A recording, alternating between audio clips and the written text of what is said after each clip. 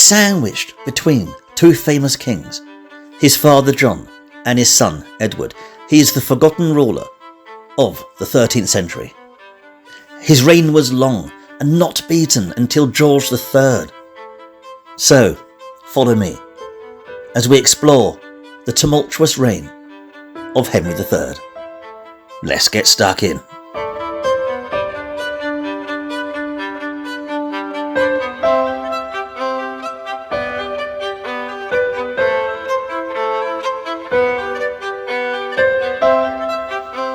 Henry was king in his own right. Finally, after years of being stuck in his minority, or under the influence from strong, ambitious men like Peter de Roche and Hubert de Burgh, Henry was in charge. If anything, he was ruling like his grandfather, Henry II, the absolute rule that King John had squandered. Decisions that bled the treasury dry were overturned. But it was a little too late, as once again the crown was penniless.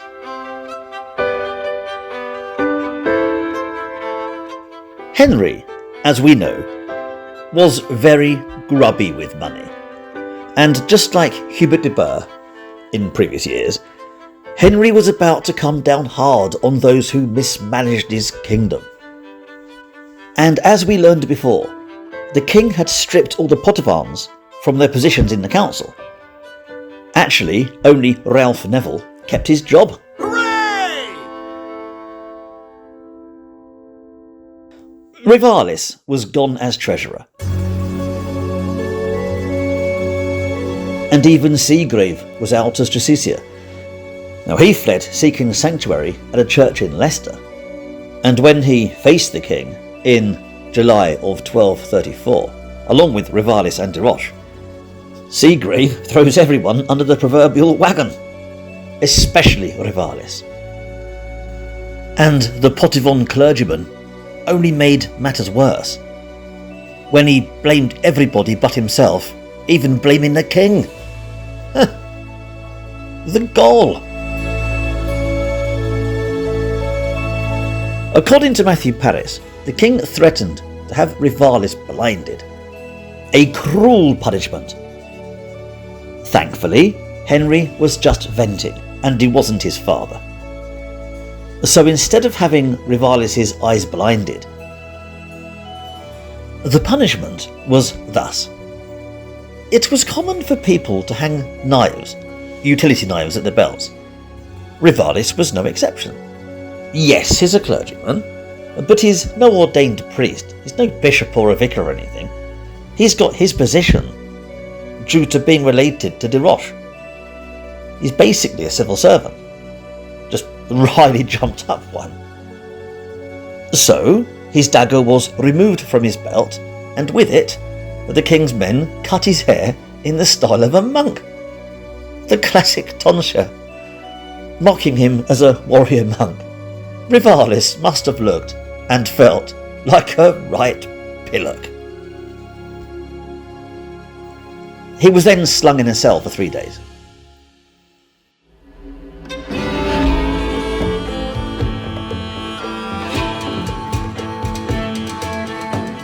Passeau, another clerk, fled to London. He's been around for a while, and had connections with people like False de Brew in the past. And Robert Passeau has already been in trouble with the king in the 1220s. So the hunt was on, but it didn't last very long, where he was found hiding in a secret cellar of the New Temple Church. He was charged with stealing coin from the Jews and fined £666. Quick note, yes, to us it sounds all nice and biblical, but the number 666 in finances crops up all the time in this period. It wasn't a religious sum of money or any type of retribution or any meaning to it. It just happened to add that way when you work out marks and pounds. But back to this inquiry, as even Peter of Dreux, the Duke of Brittany, was on the take, leeching money from the crown. Okay, technically, Peter of Dreux was only regent, as Jean de Roux was the Duke. but he's in his minority. It's all pretty complicated, and it's giving Henry a headache. All the time, Peter of Drew had been living the high life and racking up quite a bill. And Henry put a stop to that also. Moral to the story, never come between a king and his money.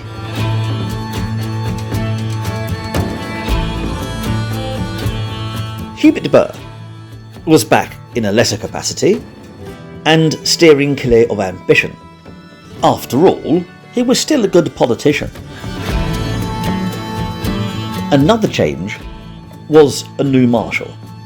As with the death of Earl Richard, his younger brother Gilbert Marshal now took the mantle, and he was belted as the new Earl of Pembroke. Only one bugger was, the King of France had moved in and taken what had remained of the Marshal's lands in Normandy, so now they've got little to no connection with the continent. And Louis of France was no longer a teenager in his minority with his mother as regent. He was 20, and a king in his own right. One day, this warrior king would become a saint. France was a formidable opponent. If Henry couldn't beat them before, he'll have no chance now.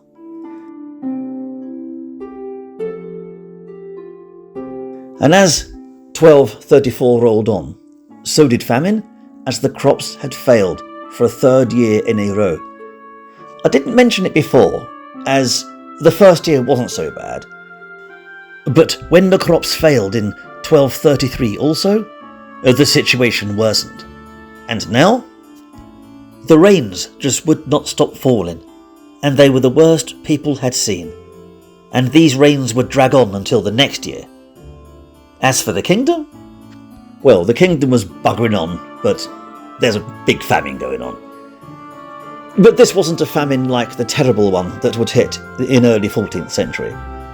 So people, or at least the aristocracy, would get on with their lives.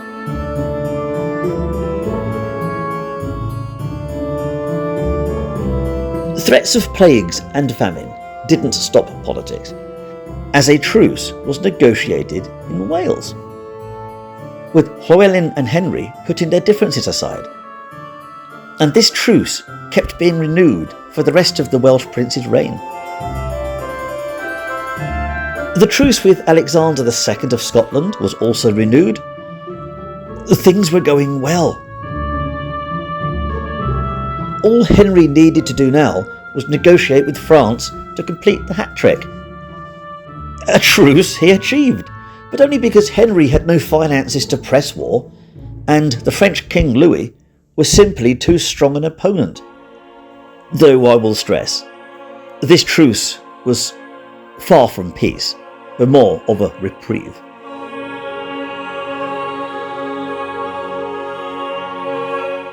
And Pope Gregory wanted the two stubborn kings, Louis and Henry, to put aside their differences permanently.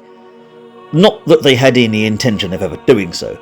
You see, Henry's stepfather, Hugh de Lusignan, was proving a thorn in the side of negotiations, as well as problems with the Duke of Brittany, as we discussed earlier. The Peter of Drew was content to let Henry fund his war with the other Britons, when it made sense, as far as Henry was concerned, as Peter of Drew was loyal to England, and he politically opposed France. So Henry had spent around £14,000 on aiding Peter in this private war, along with around 90 knights and a contingent of Welsh troops. And they were actually beating back the French, who were supporting the Bretons. All these truces were the brainchild of Pope Gregory, as he was focused on getting all the countries of Europe under one banner. Why? Because he was about to call for an effort to support the forces in the Holy Land, which was arguably in the weak hands of Christianity, having been acquired in a controversial 10-year truce between Ayyubid Sultan al-Khamir and the Holy Roman Empire of Frederick II.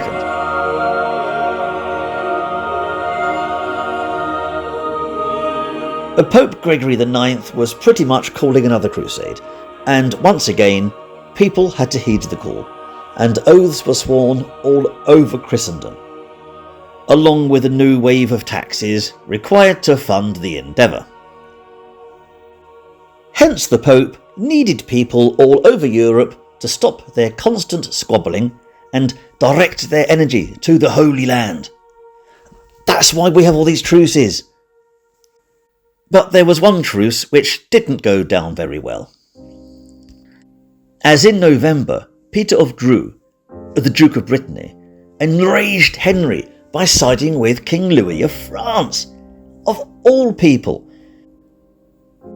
So the English king stripped him of his lands in England, including the title of Earl of Richmond. But to complete his betrayal, Peter of Dreux turns pirate and begins to raid English merchant ships. The chronicler Matthew Paris describes him as pirata nequissimus, the most wicked pirate, another thorn in Henry's side.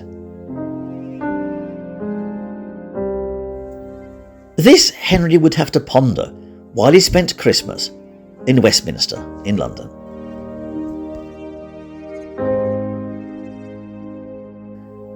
The next year, in 1235, there is a strange case leading up to Easter.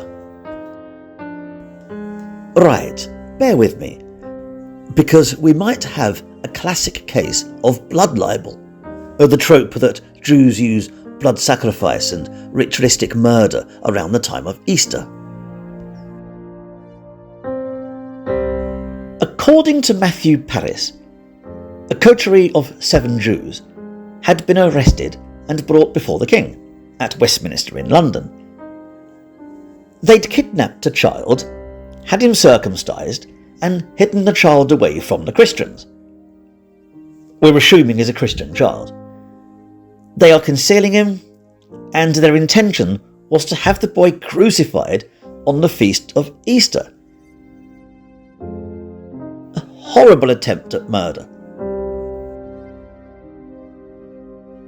This was thwarted, and in front of the king himself, these 7 Jews confessed to their crimes.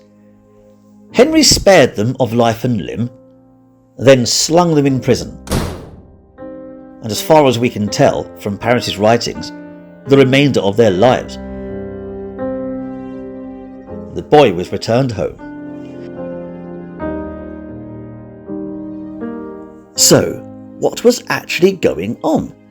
Did 7 Jews really kidnap a child for ritualistic murder? This wouldn't be the first time that Jews have been accused of such crimes in the past, or the future for that matter. But the Jews did confess, furthering their guilt. But could they have been coerced under torture? All we have is a passage written by Matthew Paris in the Flores Historiarum. But other cases do exist, and each time the accusations are the same. So could this be a case of blood libel, or could this be a genuine case of attempted murder? It is not my place to judge.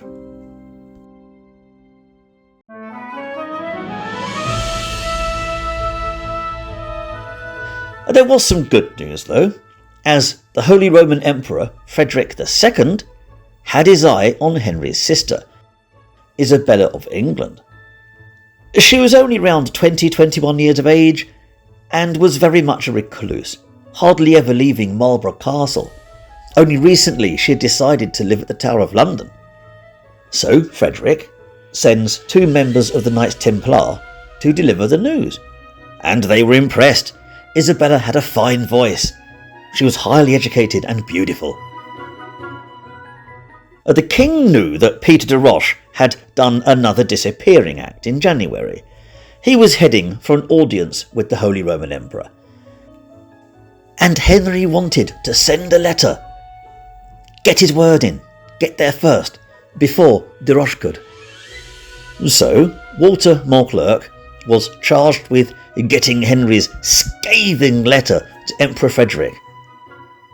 And Peter de Roche would not find a warm welcome at the Emperor's court in Aachen in Germany. The Emperor sent envoys to England, including the Archbishop of Cologne, to finalise the marriage proposals. And a celebration, albeit solemn, was conducted at Westminster Abbey in London. Henry even had a golden crown made for his sister, as soon she'll be the Holy Roman Empress, the Queen of Sicily, as well as other grand titles.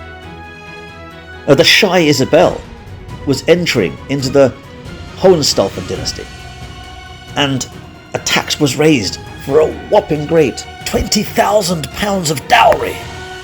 Long live the Empress! Was rejoiced by the Emperor's party of envoys. And then Isabella and the German entourage headed for the coast via Canterbury.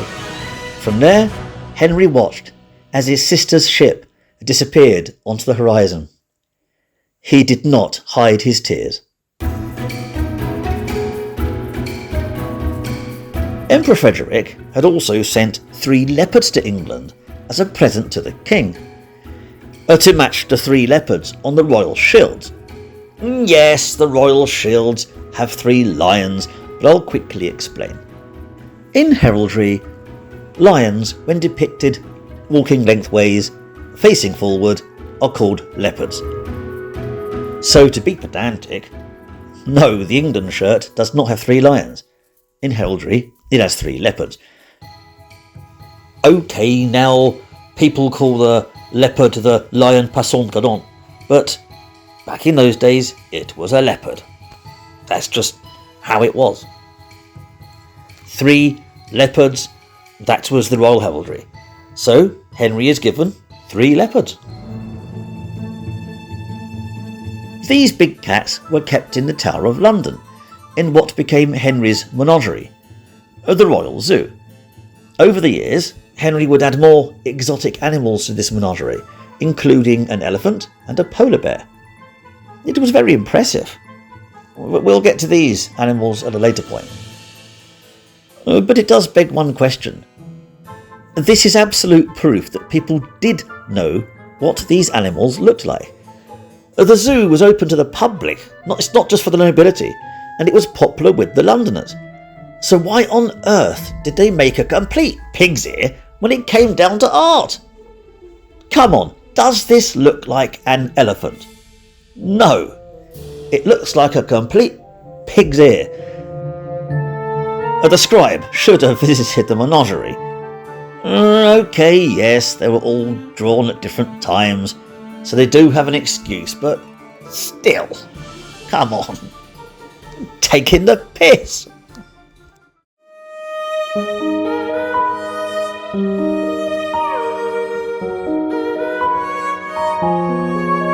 As for Henry, everybody was getting married but him. Even the French king had gotten married, to Margret of Provence. As we've learned before, this was not without trying, but Henry was either too picky, way too picky, or Hubert de Burgh's choices of women clashed with the machinations of Blanche de Castile, Henry's cousin. Henry around now is about 28 at this point in time, and as King of England, he cannot remain forever as a bachelor.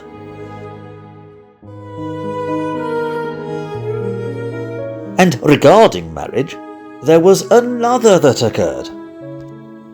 Gilbert Marshal was getting married to Marjorie of Scotland, the sister of the Scottish King Alexander. This was to ease tensions, as the Marshals had slighted the Scots in the past, with the Marshal and the De Burgh War. Hopefully, this marriage would clear the air a bit. And the marriage went ahead in May of 1235, just a week after Isabel of England boarded her ship.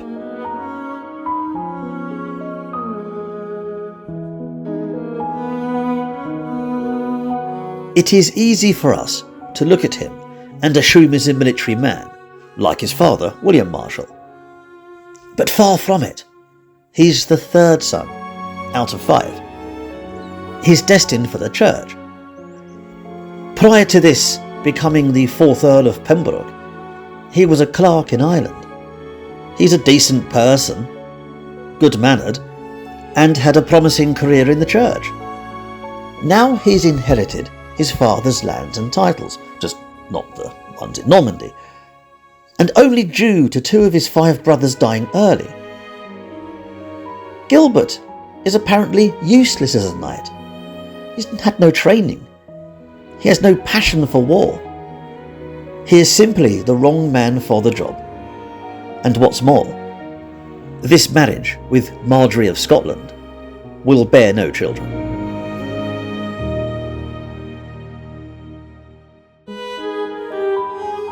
Enter Henry Clement. He's a royal clerk, currently dealing with Maurice Fitzgerald, the Justiciar of Ireland. He's in London, and is lodging in a boarding house opposite the gates of Westminster Palace. Now, Maurice Fitzgerald had openly been accused of killing the previous Marshal the year before. This is Richard Marshal. But Henry Clement, the clerk, rejected this conspiracy theory. Clement even went as far as naming Richard Marshal as nothing but a cur and a traitor who had it coming.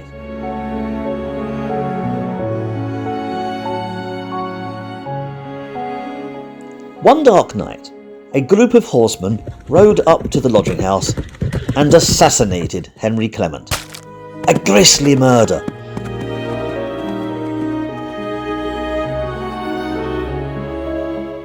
And the finger pointed right at Gilbert Marshal, who people thought had orchestrated the assassination. The Marshal was put on trial, but it was soon cleared up when the actual killer was unveiled.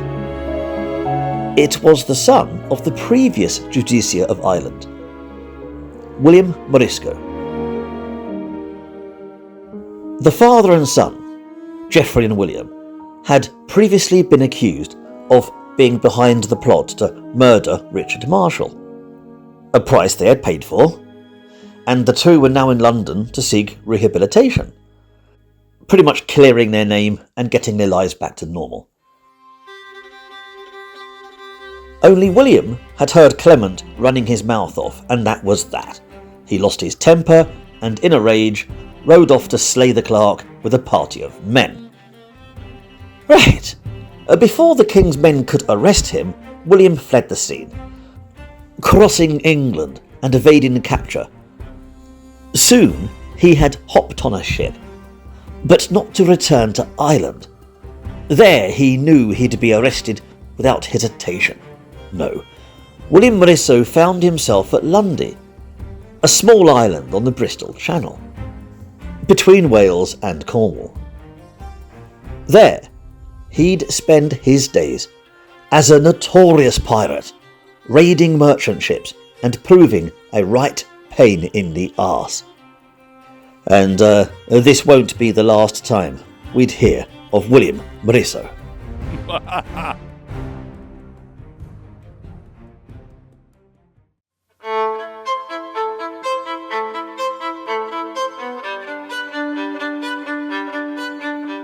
Still, there was some positivity on the horizon.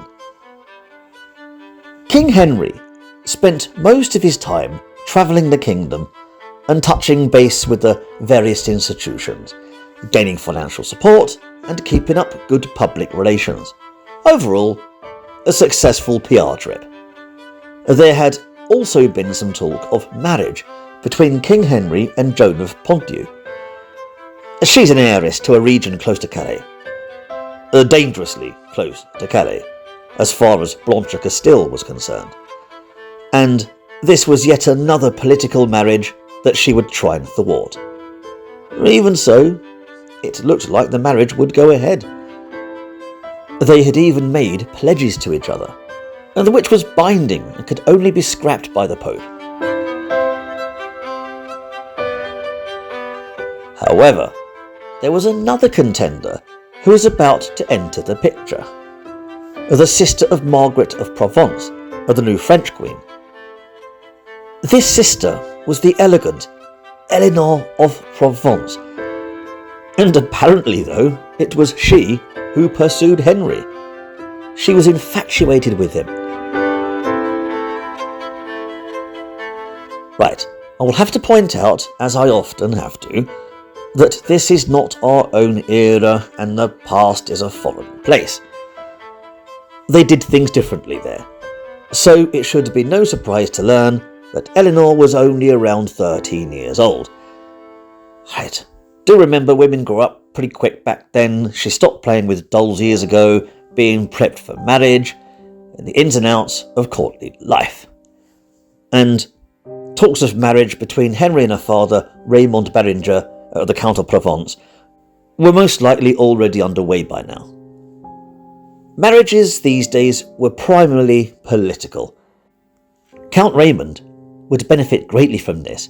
That would mean that 2 of his daughters were married to kings. What an honour! So again, it's politics driving the marriage, not love.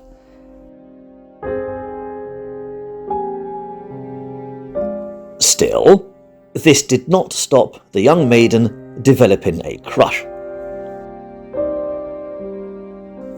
Now, this was the height of the age of chivalry, where troubadours and poets were long established in romanticising tales of love and glory. So Eleanor tries her hand at writing a romance poem, one called Blondin of Cornwall. A romantic tale of a dashing young knight whose heroic exploits would impress the reader. Hopefully, any man that read this would fall in love with the heroine, as much as Blondin did. The heroine, no doubt, an author insert. Yeah, it's pretty much a teenager writing fan fiction. I wouldn't be surprised if the lead female role was named Eleanor. Funny thing was, she gave the poem to Richard of Cornwall, Henry's brother, in the hope it would get to the king. Right. Richard of Cornwall, by the way, is in a loveless marriage to Isabel Marshall, and wanted out. He had tried to get the marriage annulled, but the Pope encouraged him to stick with it. So here he is with this poem. He no doubt read it and thought his brother Henry a lucky sod.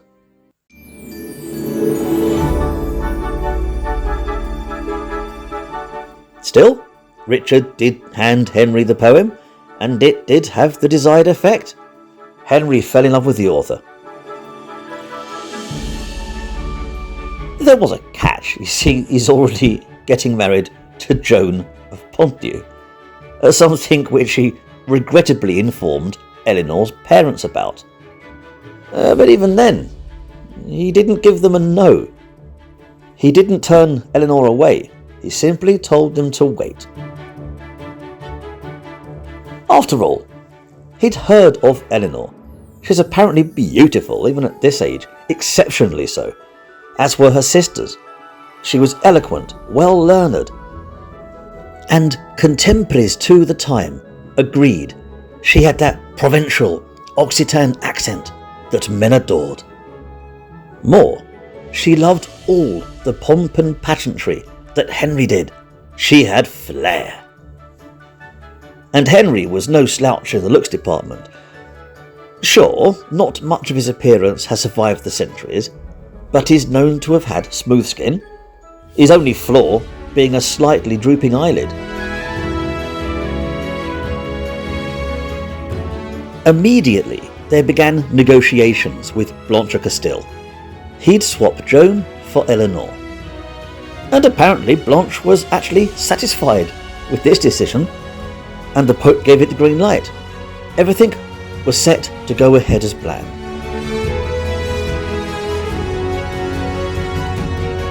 Henry, the King of England, at 28 years old, would finally marry, and Eleanor of Provence would soon become the Queen of England. By October 1235, things were in full swing, although Henry was his typical money-grubbing self. Remember that £200,000 dowry to Emperor Frederick? Yeah, Henry was trying to claw some of that back in this new dowry.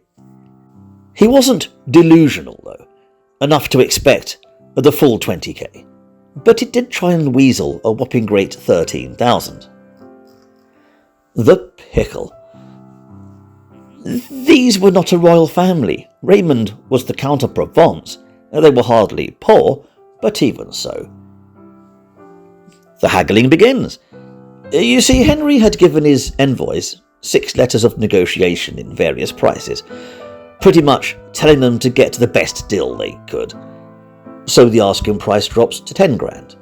He's still pushing his luck. And after all, Eleanor's father, Raymond, paid only 6,500 to the French king. Henry was asking far too much. The price even dropped to a measly 2,000, but Henry was so desperate to marry Eleanor that he intercepted this by sending a letter declaring that he'd even forego the dowry just to marry her. Wow! I can only imagine 3 ghosts visited Henry that night, him being the medieval Scrooge. Raymond of Provence agrees to this. Probably couldn't believe his luck. A king refusing a dowry? Clearly he's the right man for his daughter. Later on, Raymond would slip Henry a few thousand, formalities and all. In his will, later on, it turns out he left a total of 10,000 to both Margret and Eleanor for the dowries. So it's probably about 4,000 or something like that.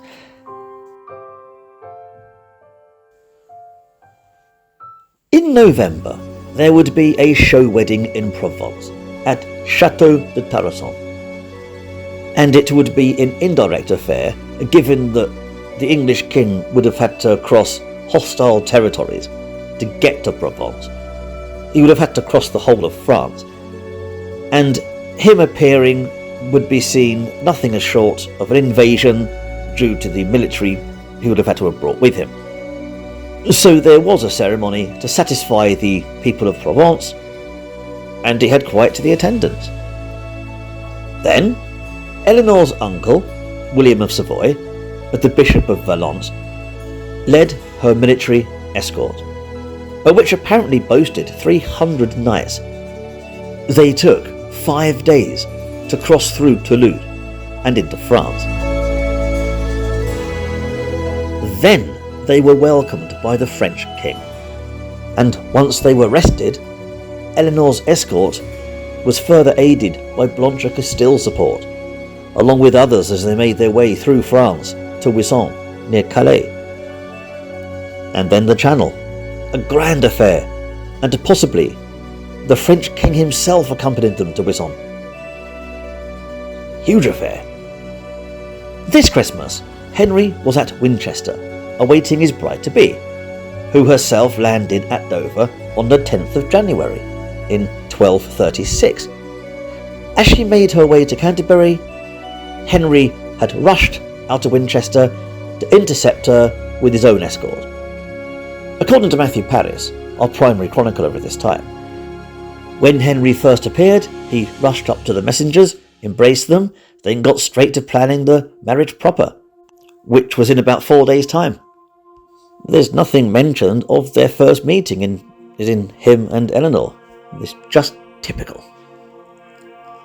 Then, on the 14th of January, 1236, the Archbishop of Canterbury, Edmund Rich, conducted the royal wedding ceremony at Canterbury Cathedral. Nothing really remains in the records or actually occurred here, as the main focus was on the event in Westminster, London, where Eleanor would undergo a coronation as part of this huge festival. But they no doubt said their vows, wore elaborate clothing, and had a huge feast. I also don't feel the need to describe what happened after. Well, actually I do, as it seems that not much went on. They were more interested in the feast and the entertainment, the fanfare and the spectacle, to do anything else. Such is life.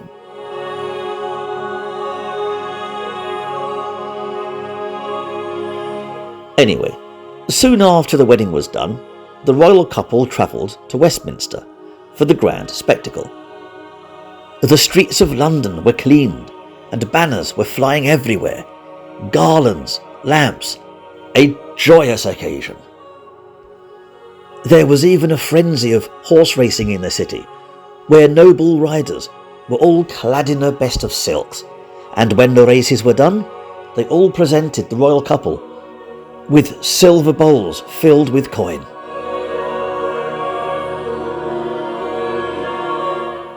A cloth of blue was rolled out between Westminster Palace and the Abbey. I'll describe the procession. Gilbert Marshall held the royal rod. Boy, enough of that. This was a ceremonial rod that made sure the way was clear for the king. Behind him was the Earl of Chester, who in 1236 was John of Scotland. He carried aloft the sword of St. Edward, that is the Confessor. And then you had the Earl of Lincoln, John de Lacy, holding a staff for crowd control. Behind the three earls was the king, in full regal dress, walking under a canopy of purple silk, carried on silver lances by the wardens of the Cinque Ports. Then, under her own canopy, and flanked by two bishops, was the Queen, Eleanor of Provence, clad in full regalia. Her hair was draped over her shoulders, and yes, free-flowing hair. She's pretty much always depicted as having her hair down, topped with a crown or a fillet. No veil. Quite racy for the era. And yes, I will stress that I'm using pictures of Eleanor of Aquitaine here, but only because she looks similar to Eleanor of Provence. What's with the flowing hair and all, you know? So, why not? I mean, see for yourself. These are two pictures of Eleanor of Provence, and it's pretty much the same as you see with the pictures I'm using of Eleanor of Aquitaine. Anyway, where were we? Once they reached the main door of the abbey, a prayer was recited, and they were led inside and then anointed with oils. A laurel of lilies was then placed on Eleanor's head, and rings were placed on fingers. Then the feast. I'll quickly mention one chap who was absent, though not by his own design. Hugh de Albany. As Edmund Rich, the Archbishop of Canterbury, wanted to hunt in his forest. Albany said no, so Edmund excommunicated him. Yes, that was that. You can't make it up. Another argument emerged over who would be the king's steward. Simon de Montfort wanted the privilege, as so did Roger Bigod. All the duty entailed was to hold a bowl of water for the king to wash his hands. After a squabble, Simon de Montfort got the job and wore the ceremonial robe. So, after the Earl of Leicester, i.e. Simon de Montfort, prepared the water bowl for the king, the feast would commence. Oh, there was lots of venison, copious amounts of wine. You name it, it was here. Including mead, as this expensive honey-based beverage was often consumed during weddings. It was said to be a bit of an aphrodisiac. It's where we get the term honeymoon. Overall, you would have had meats for all over the kingdom, all over Europe. I mean, she comes from Provence, so you would have had foods from there. This was a feast to impress. You would have had troubadours, entertainers, and of course the obligatory farter. You would have had everything. And do remember that Eleanor herself loves the romantic side of the Age of Chivalry, So you can just imagine what is going on at this spectacular feast. And of course, anything not eaten would go to alms for the poor. So everyone was getting fed. Overall, a splendid event.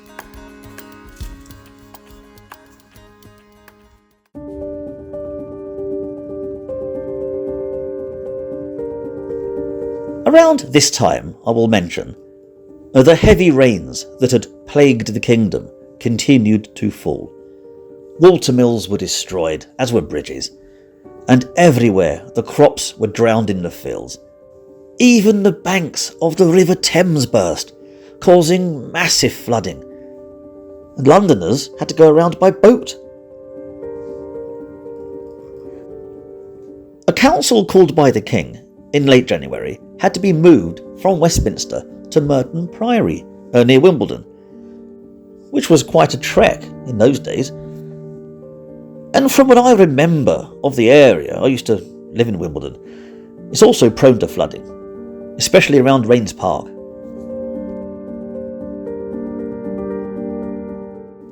Also, Merton Priory was where Hubert de Burgh had fled that time.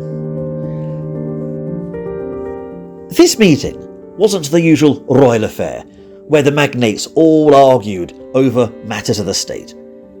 It was pretty low-key, and involved the judges, the prelates and the clerks. Like I said, it was very low-key. This council, and others like it, were formerly known as a colloquium, a seminar. But the informal parliament seems to have stuck. After all, they were talking. They were doing lots of talking, and French was the language spoken, so parlement. They were talking. And this year, in 1236, the word parliament enters the books for the first time in England. As for the meeting itself, it involved judicial reforms. Henry was pretty much looking over the judges and trials since Magna Carta, and tweaking a few things. You could basically no longer dispossess or evict anyone without a fair trial. Widows could now collect their dower, and children born out of wedlock, but the parents then marry, are still illegitimate, no matter what the church think. Also, controversially, landowners were allowed to make enclosures to their land without informing their tenants. The problem here was that many landowners were abusing this ruling by building private ponds and the like, gardens, useless vanity projects. Even more, they wanted harsh punishments for people who poach in these private areas. So you can understand why it's pretty controversial.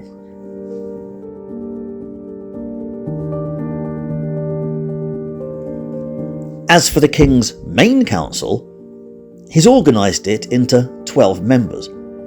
Very Arthurian. Henry even invited Eleanor's uncle, William of Savoy, to remain in the kingdom and serve on this council. This was another controversial decision made by the king, and it wouldn't be the last. Right. William of Savoy had already tried to insert himself into French politics, but Blanche of Castile had seen him for what he was, a parasite, a leech, and she ejected him from the king's presence. Now he was in England, trying the same thing there. Only once again, Henry couldn't see the woods through the trees. I mentioned earlier that there were talks of marriage between Henry and the Count of Provence before Eleanor's poem. And these talks were all done through William of Savoy. Now he's part of the king's council. He is quickly becoming the king's right-hand man. He's even pressing the king to have him replace Peter de Roche as Bishop of Winchester. But this fails. Still, William of Savoy is a very powerful man. With him are retainers, clerks, other family members related to Eleanor, plus extended family and many hangers-on. These were called the Savoyards, a powerful faction in English politics around now. The magnates could see that this ambitious Bishop of Valence was a problem. They were more than familiar with Henry allowing foreign influence to work its way into the courts. They were no doubt thinking to themselves, great, here we go again. The magnates wanted William of Savoy out, but Henry wanted him in.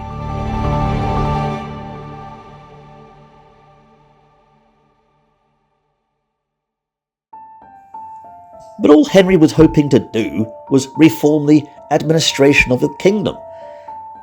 And his own magnates had proven untrustworthy over the years, and the clerks and knights had become drunk on power. But the magnates argued that it was the king who was drunk on power. They claimed he was colluding with the Pope to get all his charters and obligations reversed, all those horrid little rules that reined him in. And the magnates had no wish to return back to the pre-Magna Carta years where kings had absolute rule.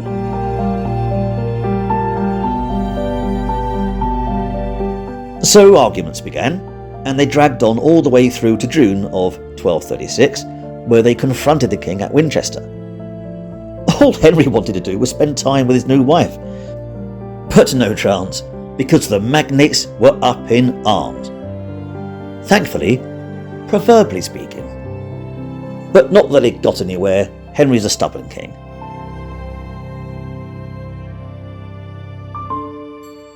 Probably to get away from his bickering magnates, Henry and Eleanor decided to have a proper honeymoon.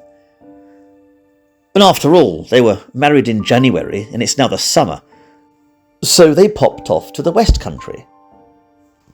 They headed for Glastonbury. The Abbey, that is. Not the festival. That wasn't around yet. Romance and chivalry were passions of the new queen, as were the Arthurian legends. Because these legends aren't just popular in England, but they're heard of all over Europe.